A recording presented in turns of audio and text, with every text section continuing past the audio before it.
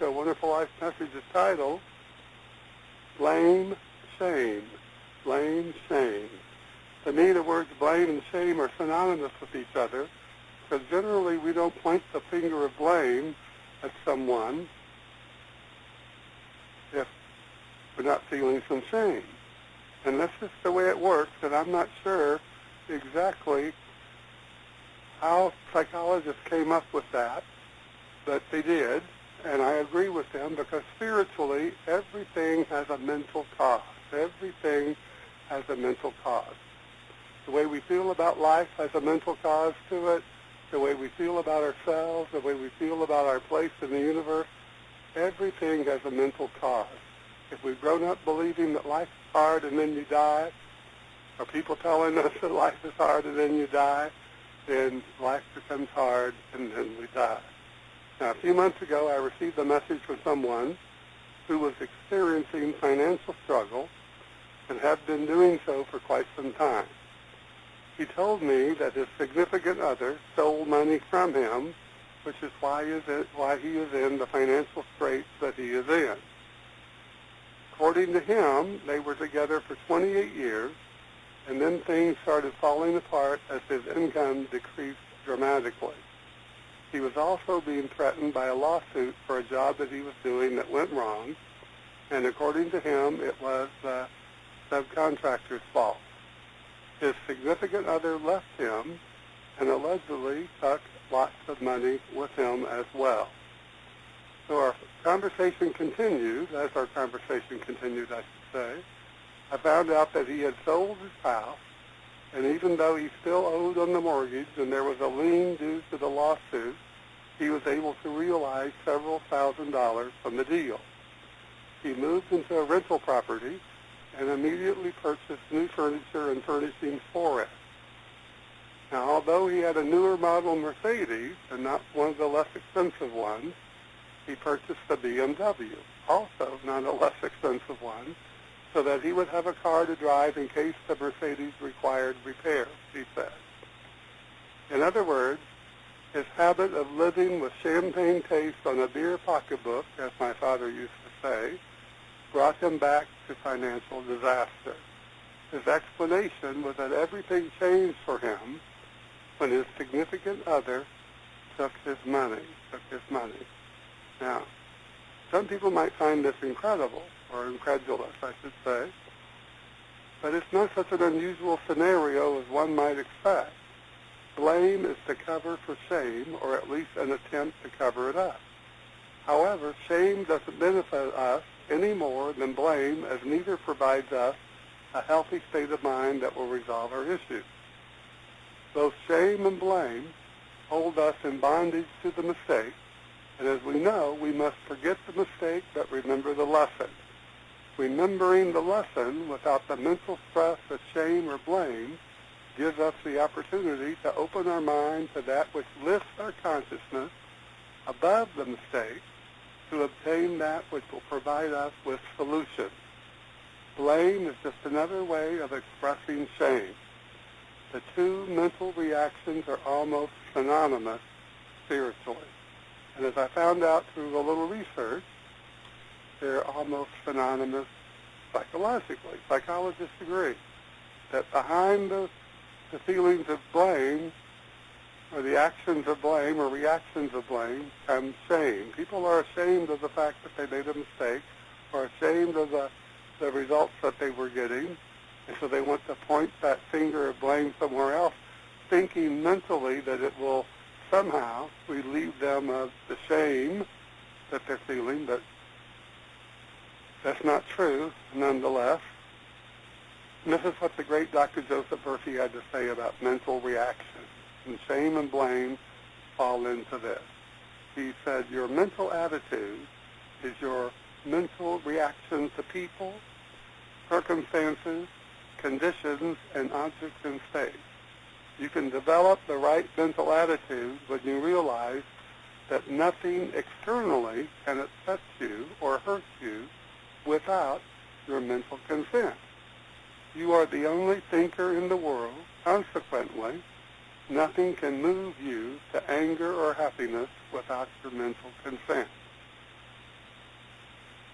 reminds me of that quote from Eleanor Roosevelt where she says, "No one can make you feel inferior without your consent." And both she and Dr. Murphy are correct. So let me reread this again. It's from the great Dr. Joseph Murphy, who wrote the famous book, worldwide bestseller, The Power of Your Subconscious Mind. It says, your mental attitude is your mental reaction to people, circumstances, conditions, and objects in space. You can develop the right mental attitude when you realize that nothing externally can upset you or hurt you without your mental consent. You are the only thinker in your world. Consequently, nothing can move you to anger or happiness without your mental consent. So he lays it out there very clear to all of us, that each and every one of us can make the decision whether we want to believe it or not, or whether we accept this as true or not. But then he goes and he tells us what we can do to alleviate the stress and the anxiety that goes with those feelings of guilt and shame and blame, because they're all the same. They're all negative actions in mind that we must overcome if we're going to live the good life, the joyful life, the abundant life, and the wonderful life. He writes, you have the power of control through the wise use of your subconscious mind. So sit down quietly now and think of a beautiful lake on top of a mountain. It is a still, quiet night. On the surface of the quiet, placid lake, you see mirrored the stars, the moon, and perhaps the trees nearby. If the lake is disturbed, you won't see the stars or the moon. Similarly, quiet your mind, relax, and let go. Think of peace and stillness, and over the mirrored waters of your mind will move the answer to your question, or the solution to your issue that you're dealing with. So Dr. Murphy's solution may appear to be simplistic, but it is in fact the only way to counter the disturbances in our mind caused by shame or blame. At first, it may not be an easy spiritual practice, but with time, it will produce marvelous results. The quiet mind is in alignment with all the force of intelligence in the universe and with the spirit. Blame will never ease the mental pain of shame, and in most cases will only increase it.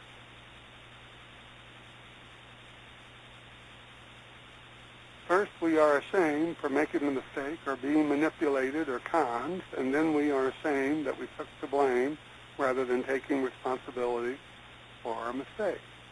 So let's go back and read those words again from Dr. Murphy. It tells us how to quiet our minds, that you have the power of control through the wise use of your subconscious mind.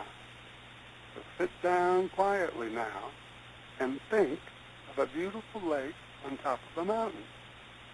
It is a still, quiet night. On the surface of that quiet, placid lake, you see mirrored the stars, the moon, and perhaps the trees nearby.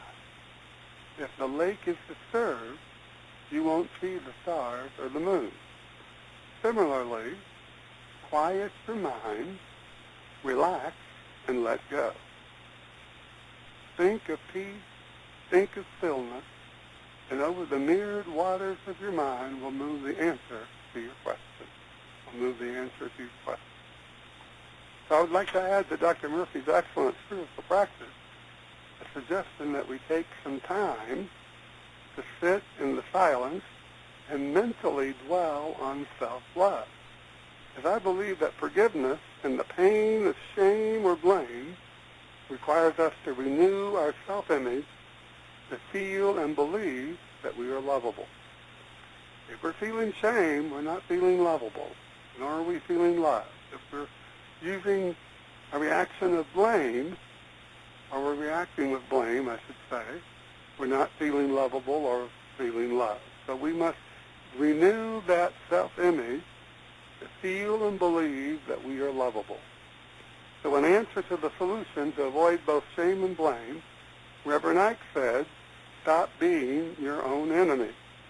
Stop being your own enemy. And these are powerful words, because both shame and blame victimize our self-confidence and self-esteem. We are more than our mistakes, much more. We have to learn to believe that. We have to begin to accept that in our mind and see it as the truth about us, no matter what is going on.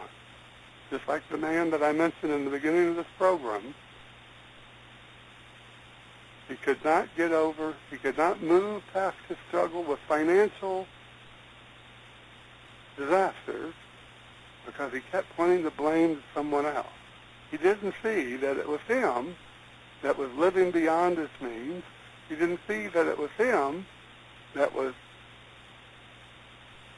needed to break the habit of living on a champagne taste with a beer pocketbook, as my father used to say. He didn't take that responsibility. We must take the responsibility in our own mind to decide what it is that we want to do when we want to be. Do we want to be a person that blames other people or feels shaming ourselves? We don't want to feel that. Everybody makes mistakes. Everybody. Forget the mistake and remember the lesson. Forget the mistake and remember the lesson, and know that blame and shame will fall away from your mind soon enough. And that's the truth for me, and the truth for you, and the truth for everyone. And so it is, amen. And so it is, amen.